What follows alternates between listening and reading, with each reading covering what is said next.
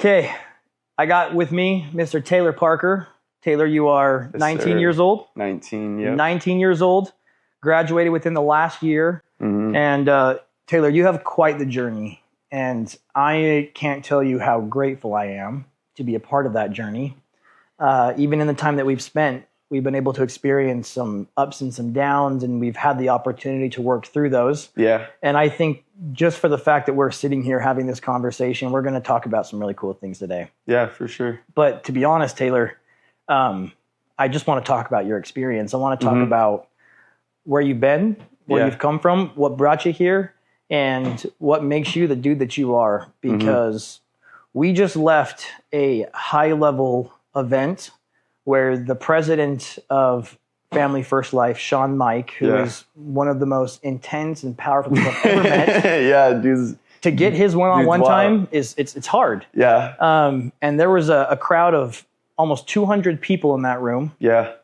And this man walked in the room talking to all of us with the power that he has, and he eyed you down, fingered you out, and pulled you to the front, and had a powerful message that, in my mind, it was like what I needed. It was perfect. It was meant for you, dude. Yeah, and it was a powerful sign to see. And so, to me, like, none of this is coincidence. No, I don't think so at all. So I want to talk about your experience. Obviously, before we even get to where you and I met, I want to talk about kind of your childhood, your upbringing. What was life like for you growing up? Just, in a nutshell, and what kind of made Taylor Taylor by the time you graduated?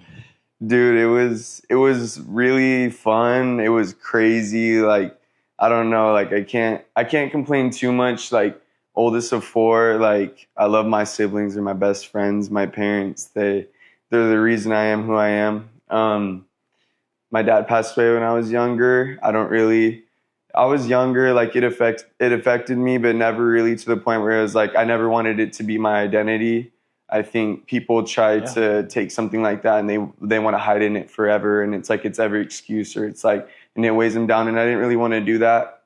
So I kind of just pushed past life. My mom got married, met my stepdad, and really, really great guy. Like, he taught me how to absolutely bust my ass. Like, didn't do sales, but he was a superintendent, and I would just watch him work his ass off no matter what. It was like day in, day out. Like, even when shit was hard, like, he had epilepsy, he'd have seizures, but it's like, dude, I'm going to fucking work. Like, It was like, if my parents are arguing, it'd be because my dad's trying to go to work, and it's like, he's medically not cleared. He's like, I don't give a fuck. Like, this is like, I'm going to go work. I'm going to go bust my ass. Like, this is what I do.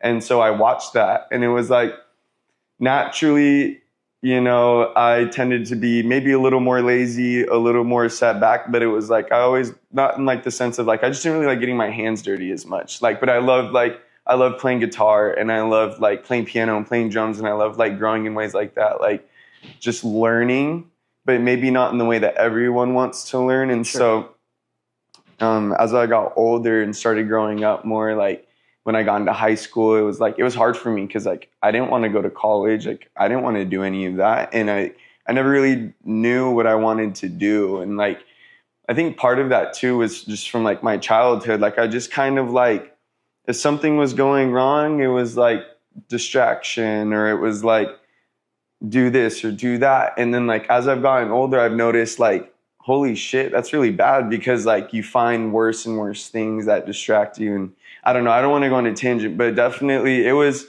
a gnarly childhood, but it was a lot of fun, and it taught me a lot. I saw a lot of things that, like, maybe a normal, like, 8 or 9 year old or like 13-year-old shouldn't see, but it's like, that's like who I am. Like, I love it. Like, I really wouldn't take anything back, honestly. I love that. You seem to have a pretty positive perspective when challenges hit. And it kind of seems like, now hearing that, it seems like even though your dad and you may express your passions differently, you definitely have his mentality. Yeah. Find something that I want to commit to, I know it's good. Yeah. I'm going to give it everything I have. Definitely. And I've seen that in you, which is crazy. So it's nice to see where that comes from.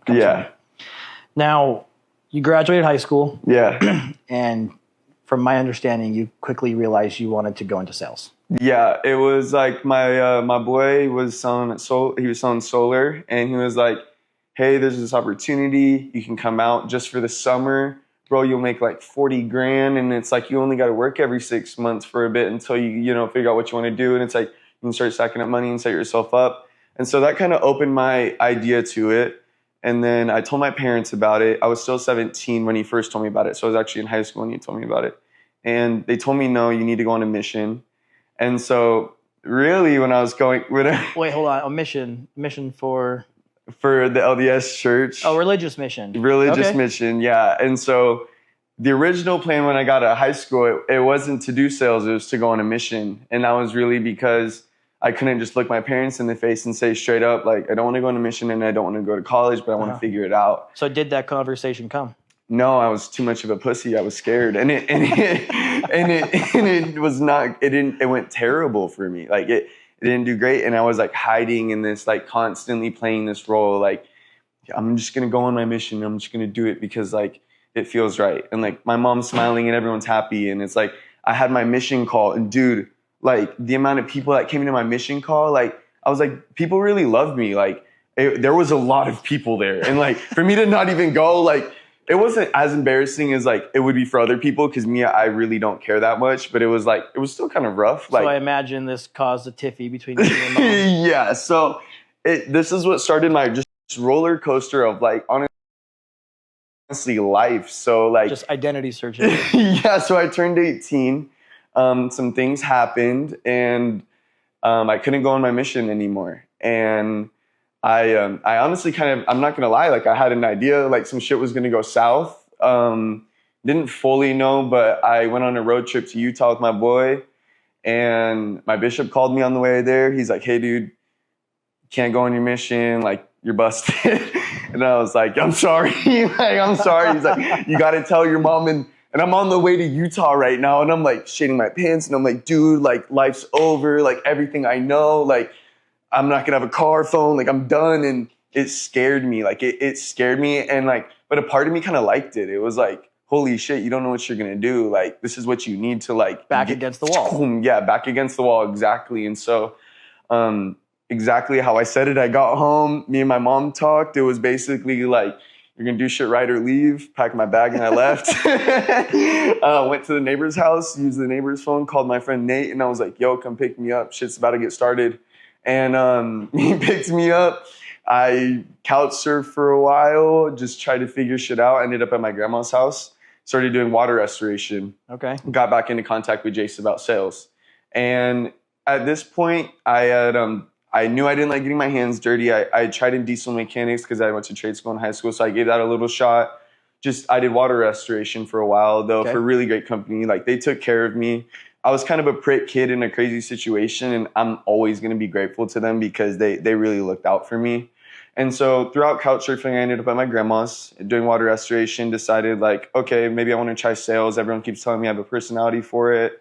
Kind of got back into contact with Jace.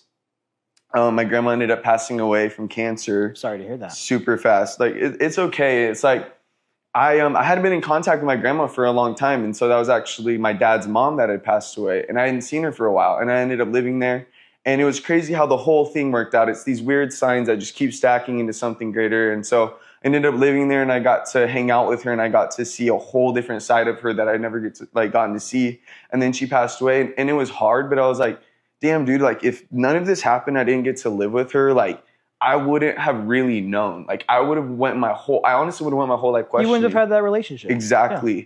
And so that kind of sparked a new change in me. And I was kind of doing shit I wasn't supposed to. I was kind of going crazy on some stuff I wasn't supposed to be doing. And I packed everything up and I moved to Utah. And I was like, all right, I'm going to do solar. I'm going to hang out here. I'm just going to work an hourly job. And like, that's how it's going to go. And so I moved to Utah. I started working at Walmart. And just started living life, just road trip some places, hang out with friends. Like, it was chill.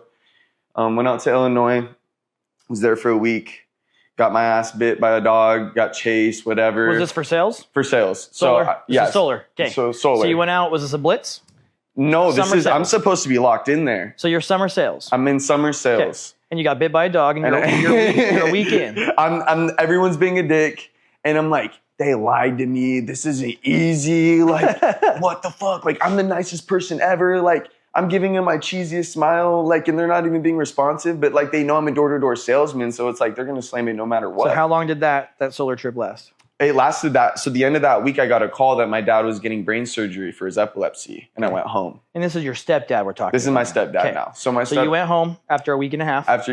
And that kind of ended my little stint in solar. Okay. And so then I was like, but I love sales though. So it kind of re-sparked this like, okay, sales is open to me. Yep. And I will say like the leaders out there, I was there for such a short amount of time, but they saw something in me. Like they told me, if you ever want to come back out, like you ever want to try this, like please let us know. And like obviously, you know, companies will say that, but like I could feel them being genuine. Sure. Like they covered my flight home. Like they took care of me. So it was like that told me, okay, I have potential. Don't give up on this. Keep going. So I got back and it was rough. And I tried to live back at home and it blew. And this is kind of around, I think when we met was when I got back. Well, you had done some pest control. Okay. Done some pest control. Okay, I remember now. So when did you get started with pest control? So when I got started with pest control was around, so I got back from Illinois. I didn't have a job for like 2 to 3 weeks. And then I started doing pest control. Was that locally there in Arizona? Yeah, I was locally just around town where my parents lived at. How was that? How long? That was a couple months. Okay. That was like 2-3 months, 4 months. What'd you make? I made like 18 an hour, 19 an hour. But that was with the promise of I was going to be doing door-to-door sales. So this was the first pest control company I worked for. So you had a pest control sales company paying you $18 to $19 to be a technician. Okay, so you're a technician. Yes. Getting you into the sales. Saying, okay, you'll be able to learn how to do sales. Be a technician first. We'll get you going. And it never really... Never played out. And I was kind of upset because I was like, wait, I really wanted to do sales. Okay. And so... and at this point, I was running a 150-man organization. Yeah, you were you were the solar guy. Like what my org didn't know is I had been silently taking interview meetings with life insurance agencies and actually starting the transition. Yeah, I didn't even know. Like you had me in there selling me on solar. And like at this point, I have leaders underneath me that are still building, still growing. And I'm not the kind of guy that's gonna tell people, hey, because I'm leaving, you're gonna leave too. Yeah. I wanted every individual who worked with me, I wanted them to decide for themselves, like, hey, look at this like an opportunity. My story doesn't have to be your story, but if you choose to keep your story with mine, come do this with me. Mm-hmm. And if this is where you want to be, then I'm going to make sure you have the best opportunity set up for you. And in that time, we had Indeed ads. And my best friend was Indeed at the time. As bad as if you're unemployed, like you're just on Indeed applying. Yeah, absolutely. And at this point, I'm trying to train leaders how to identify, develop, and bring in individuals that are a good fit. Yeah. And I remember calling you because you had scheduled an interview. Yeah. I'm pretty busy in this day, actually. Yeah. To be honest, I don't know how, a lot of my reps saw it at the time, but I was mentally pretty checked out. Mm-hmm. But I was doing everything I could to be there for my people. Yeah. And I jumped on a call with you. And how long were we talking? Dude, we were talking for like 2 or 3 minutes. And you're like... What did I say to you? You said, Taylor, stop talking, drive down here. I was like, I don't have a car. You're like, get down here. Have you realized yet why I left that interview... No, before. Have you realized why before? I just said stop talking and come? You realize why I did that? I still don't know why. I honestly don't know why you told me. Like, I know that you see something in me, and like I obviously know like where you're coming from with it, but I don't see why you told me to drive down. Your potential radiates. And I was like, Taylor, shut up. Get down here. I want to meet you in person. Yeah. And you said, all right, give me 30 to get a ride, and I'm there. And you came, and you had on one of the coolest, like swaggiest fits ever. Like, you got a good fit, and I love it. It was good fashion. Yeah. And I remember you tell me, how was that interview? I walked in. I remember that fit I was wearing. It was tough. I was wearing like a little button up, and I remember. I walked in there. What did you feel taking out of that? First off, it was like it started as an interview, and then I was in there for like an hour and a half. It was I was in there for so long. We were just talking, and it was like I was just kind of telling like about what I've seen in other leaders, and it's like because like I've dabbled and like I've tried sales for like a week with other companies. Like I've been places, like I've seen it. I've seen how people run things, like, and in one interview, it's kind of hard to gauge where someone's at, but like I could feel the intent of like you told me to come down there. You wanted to meet me as a person, and like I could feel that. And like, and you even told me like, dude, I don't have people from Indeed always coming down here. Like, you know, and I'm like, you told me that, and you're like, so like, I'm giving you my time. And like, that was one of the first times I was like, time really is a valuable thing. Like, because you were emphasizing like, I'm taking time out of my day to have you down here. And it was like, you're the first person that actually kind of said that to me.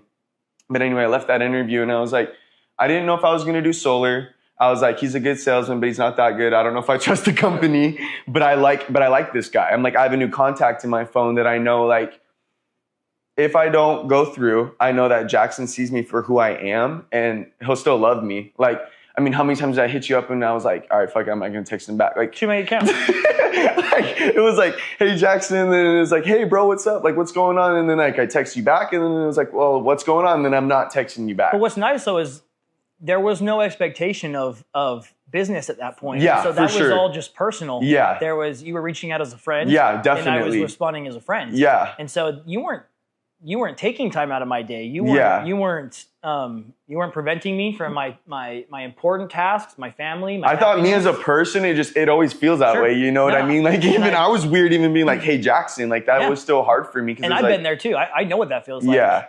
But I remember you reached out. We got you kind of started, but then because life got in the way, you weren't ever really able to get started that time. Yeah, I can kind of talk about that. Like anyone that makes excuses, like stop. Anyone that's around people you shouldn't be, stop. Like I'll say my faults, even besides you, just like when I fail in general, it's when I'm off track. Like I'm like, you're doing kind of good. Like you're good. Like go hang out like go do whatever. Like it's like, no, dude, keep going. Like, why would you stop? Like this, I like literally thought about this the other day and it was like the fire doesn't go out when you stop, like, till you stop adding fuel. And it's like last week I didn't get as much sales as I got the week before, but it was like, I need to stay motivated. And it's like in general though, like I just like staying motivated and like keeping my eye on the prize. Like that's been the biggest change for me since like definitely the last time I hit you up. Cause like there's just a lot of distractions. Just a lot of distractions. Like remove yourself. Sure. Like you're just making excuses. You're thinking about it every day, no matter who it is. Like if you are literally in an environment that you're constantly just looking around being like, dude, you're kind of a bum, bro. Like how much money did you make this week? And it's like, holy shit, everyone just made enough money to get some weed and smoke this weekend. Like, so if I'm understanding correctly, you were at this point where you had this interview, you felt kind of this opportunity of a high level experience. And as you were going through life after that, there were regular moments where you kept thinking back to what that opportunity was. Yeah, dude. I'm like, I kept thinking back to that office. I'm like, I kept thinking back to just that lifestyle. And I like, obviously anyone, you can open your Instagram and be like, oh shit, that Lambo's sick. Like that guy does sales. Like I want to do that. But you walked into my office. Yeah, exactly. And I got to see and I got to see it and like and it stayed with me for sure. Definitely stayed with me. And over the next 2 months, you know, you reached out a couple of times. Yes. And at this point, I had officially transitioned out of the business. Yeah, I had no idea still though. I didn't even know. We were rocking and rolling in life insurance. I remember you reached out to me twice. And you're like, hey, I want to get started. Yeah. And because of my past relationships and the way that I'd met you. You would redirect me. I redirected you back to solar. Yeah. And both times that I redirected you, you ended up coming back. Yeah. And then time I was texting you pretty much said to me, hey, it's not solar, to be honest, but like it's you. Yeah. And when you said that, it kind of hit me. Yeah. Because what I was doing, I felt as though you may or may not have been in a position to get yourself through the onboarding of this high level opportunity. I really wasn't at the time. Yeah. And so for me, I felt like I was doing you an opportunity by helping you level up to that. For sure. But you kept coming back. And so finally, I got you on a call and I said, Taylor, I'm going to cut it to you straight. I need you to pass a test. You got to pay for that test. Mm-hmm. When you pass that test, you got to get your license. Yeah. This is the opportunity. Paid leads. Yeah. Work from home. Build with individuals that are like-minded, and you can become a much more successful version of yourself that has time freedom and financial freedom. But you can't achieve that without doing hard things. So if you can't pass this test, I don't want you. Yeah. And you did not have a lot of money in the bank. Dude, I didn't have shit. Like, how much was that test? It was like, just the schedule was like $40. Okay, it was $45. Yeah. And be honest with me, Did you take the studying time seriously that first time? No, dude. I was like, I would be on it for like 5 hours a day. It was like, get up and go do something. Yeah. And then did you pass that test? No, I didn't. And then you reached out to me right away and you were like, hey, I want to be accountable. I failed. Yeah. I don't have the money to reschedule right now. I just want you to know, like, I want this. Just don't think I'm slacking because I can't pay for this. Yeah. And I pretty much responded and said, Taylor, as a friend, I'd love to buy this test for you. Trust me. Yeah. But as a professional and someone who actually cares about you and wants to see your success, if I even allow you to think that I would buy that test for you, I'm coddling you, I'm enabling you, and you're going to keep failing because you don't care. What did I text you and say? I never even wanted you to buy it. And you respond and said, I don't even want your money. And that to me was like, he really just wants the accountability. Yeah. And then you went silent for, what, 2 weeks? Yeah, I had to get in the kitchen and start cooking, bro. And I thought you had just fallen off again. And then next thing you know, I got a notification, hey, test scheduled. And then 3 days later, hey, you passed that test. And then I got on a call with you and I said, okay, you did your part. I will do mine. Mm-hmm. I'll meet you in the middle. For sure. If you're willing to show up and trust me and do these hard things, which at this point, you've made it clear, you don't have a lot of experience in the sales industry. Yeah, no, it's just like, I'm gambling with my sales experience, being like, I can do this. You haven't found a mentor that you've been able to develop a good relationship with. No, that I trust. And I said, show up, do this, and you'll get this. And at this point, you're working from home, you're virtual, you haven't really even been able to see me in person again at this point. Mm-hmm. You're in your head. Yeah. Life's transitioning. You found out you might need to transition housing in the next 30 days. You're panicking. No car, got to move out of where I'm living at. It's like, and it's like. How scared were you to trust me in that moment? Oh, terrified. I kind of, it was like, it wasn't really you as obviously it was like situational. Sure. It was just like my situation went terrible. I did what you said. I'm spending every dime. I'm like selling my stuff. Like I'm trying to make this work. And it's like, you're like, just trust me, just trust me. And I'm like, bro, who is this guy? Now I'm like, who is this guy? What did I do? And then we go to dinner. Yeah. Then we went to dinner. Without getting into details.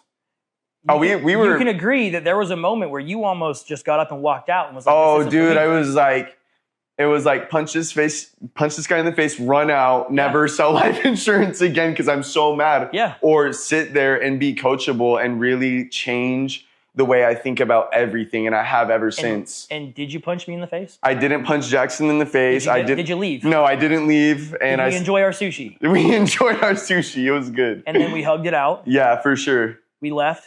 We came out on this lock-in. Yeah.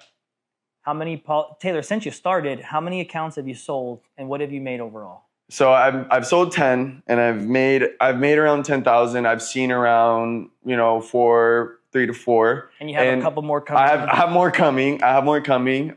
It's been really great. And how long have you been doing it? 2 weeks, 3 weeks. I'd say I've committed 13 straight days of dialing, 14 straight days of dialing and just going at it hard every day, waking up, being on Zoom, for sure. About 14 days. And so to see that much, it's crazy. You can act like it's not I don't care. Anyone that sees how I'm doing or sees how much money I'm making, they're like, yeah, he's making good money. It's not that crazy. Shut up, bro. I don't care. You're still you're chopping at Burger King. It's you're just mad because you're still making that excuse. It's just a whole nother book of excuses. It's like the people who say it's a scam. It's of course it's a scam to you. Yeah. That's just how you justify. Exactly. It's no, dude, it's just fears. Lock in. Just change. I don't know. I just, as someone that I love excuses were everything until now to me they're nothing. Even people I talk to that make excuses, it's holy shit, I used to sound like that.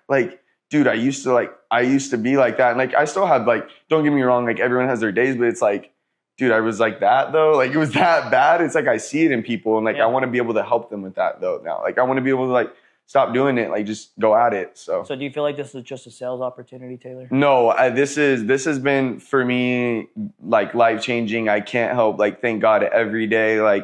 It hasn't just been luck or anything else. It's all just been step by step leading. And it's and for me, it hasn't been easy. And my situation's obviously different than most, you have a wife and kids, that's your kind of your fear factor. And it's what's Sure. going on with me. Everyone has their kind of thing. And it's I guess I didn't realize that you have to put yourself in someone else's shoes. This has taught me that I've learned so many just different things. And and I haven't even honestly gotten to fully realize yet. Like, I just realized the more I'm here, like, around these people, like, I'm learning. Yeah. Sometimes it hits you later. You're like, holy smokes. Yeah, like, it's crazy. The personal development, and the work development, like, making money, like, that's cool. Like, I like being able to, like, make money and work hard, and, like, it shows. Like, when I put in a good hard work of day, it's like, even if I made one sale, it's like, I made $1,000, dude. Like, I worked my butt off. I got to help someone, and it's like, and they're grateful too. Yeah. Like, it's definitely not no scam. It's definitely not any of that. It's these people are happy. Like, they like they'll call me in a week and like, yo, what's up? How's your day going? It's like, so like, it's really cool. I love it. Like, really. Well, Taylor, it's been phenomenal to have a relationship with you. Yeah, it's been great to meet you, for sure. And I truthfully, I can't wait to see the things that we accomplished together over the years. It's going to be great. But honestly, I'm grateful for your example. I'm grateful for the leadership that you offer us. And I know you're going to do big things. And yeah, a model was provided to you. Yeah. A script was given to you. A work schedule was given to you. But what you are entitled to is knowing that you did this. You made this success happen. You showed up. You put in the time. You were coachable. You're humble. And that alone is why you're seeing the success that you're seeing. And for sure. As long as you know that, then that just makes my heart happy, man. Yeah, I'm learning. It's been great. Like, it really is, like, as simple and as much training as you can get. It's like, dude, just like, it's laid out. Like, the name's called The Blueprint. Like, it's so simple. It's not even funny, but yeah. It's been great. We got 3 more days. I'm excited to see what you do on this lock. Yes, sir. 3 days left, and let's go tear it up. Yeah, for sure. Okay. I'm ready. All right. Oh, that was great. That was good.